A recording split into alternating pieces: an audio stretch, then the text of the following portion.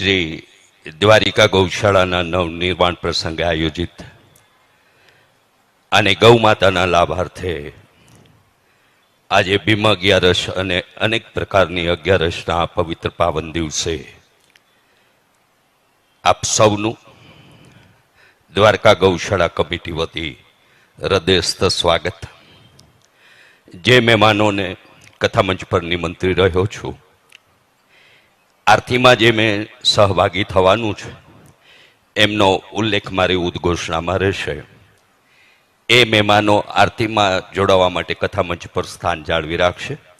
અન્ય મહેમાનો ભાગવત ભગવાનનું અને પૂજ્યમાનું દર્શન પૂજન અને આશીર્વાદ અને સત્કાર પ્રાપ્ત કરી કથામંચથી પ્રસ્થાન કરી પોતાનું યોગ્ય સ્થાન લેશે. સૌ ગૌભક્ત ભાઈ બહેનોને વિનંતી કરું, આરતી સમાપન સુધી આપનું સાક્ષીપણું જાળવી રાખશો તો અમે આપના આભારી થઈશું. પરમ ગૌભક્ત નિલેશાનંદજીને પ્રાર્થના કરું કે આપ કથામંચ પર પધારશો અને સાથે સાથે સમાજ સેવા, ભક્તિ ભજન અને સત્સંગના પ્રણેતા સનાતન સેવા મંડળ દ્વારિકાના પરમવંદનીય સ્વામી શ્રી કેશવાનંદજીને પણ પ્રાર્થના સાથે એમના ચરણોમાં વંદન સાથે વિનંતી કરીશ કે આપ કથામંચ પર પધારી ભાગવત ભગવાનનું દર્શન અને પૂજન સંપન્ન કરશો. અને નિલેશાનંદજી પરમવંદનીય સ્વામી શ્રી કેશવાનંદજીનો પૂજન ભાવ અને સત્કાર ભાવ દ્વારકા ગૌશાળા કમિટી વતી સંપન્ન કરશે તેવી વિનંતી છે. સાથે સાથે પરમ ગૌભક્ત રણજીતભાઈ મસરૂ પણ પોતાનો સત્કાર ભાવ સ્વીકારવા કથામંચ પર પધારશે અને આરતીમાં સામેલ થવા કથામંચ પર સ્થાન જાળવી રાખશે. અમરેલીની બાજુમાં જ વિશ્વ હિન્દુ પરિષદ અને ગૌ સેવા અને ગૌશાળા માટે દાનમાં મળેલી એ જગ્યા પર ગૌશાળાના નિર્માણમાં સક્રિયતાપૂર્વક સહભાગી થઈ રહેલા, અમરેલીથી પધારેલા અને આ આયોજનમાં પણ સેવાના ભાવથી જેઓ એક માધ્યમ બન્યા છે એવા ભાઈ વિશાલભાઈ સોની અને મેહુલભાઈ પરીખને પણ અહીં કથામંચ પર પધારી સત્કાર ભાવ સ્વીકારવા અને આરતીમાં સામેલ થવા માટે વિનંતી કરીશ. મહાનગરી મુંબઈથી પધારેલા પરમ ગૌભક્ત દિલીપભાઈ દલાલ મુંબઈ પણ કથામંચ પર પધારી સત્કાર ભાવ સ્વીકારશે અને આરતીમાં સામેલ થશે તેવી વિનંતી છે.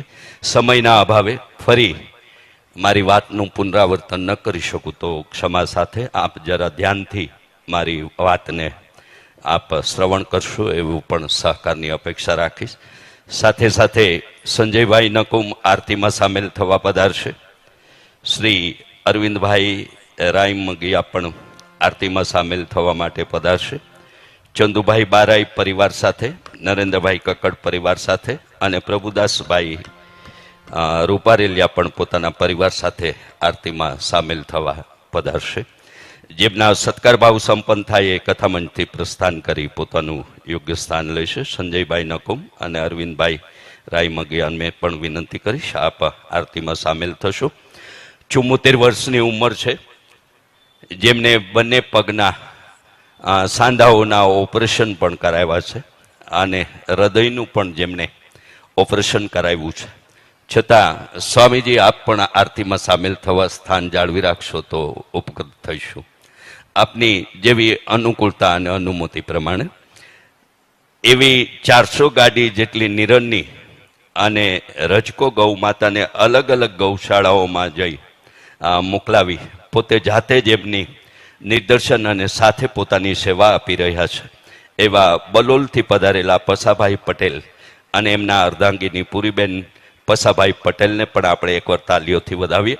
આપણે એમ કહીએ કે અમારો રજકો આ ગૌશાળામાં આવી સેવામાં આપવો છે તો એ વાઢવાનું, નીણવાનું અને એ ભરવાનું વગેરેની સેવામાં પોતે સાથે રહી અને અનેક ગૌશાળાઓમાં ગઈ સાલ 400 જેટલી ગાડીની આવી સેવામાં પોતાની શક્તિ પ્રદાન કર્યું છે એવા પસાભાઈ પટેલ અને પૂરીબેન પસાભાઈ પટેલ પણ કથામંચ પર પધારી સત્કાર સ્વીકારે તેવી વિનંતી છે. જેમની જે રીતે ઉદ્ઘોષણા થઈ છે એ કથામંચ પર આવી જશું. આપણે દ્વિતીય દિવસના જ્ઞાન સત્રની આરતી સંપન્ન કરીએ.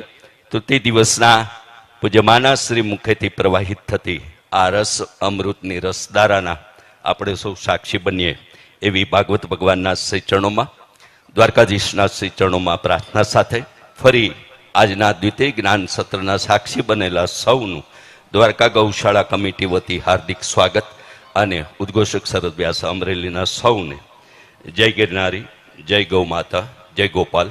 આવતીકાલે ફરી મળીએ, આરતી સંપન્ન કરીએ. ધન્યવાદ.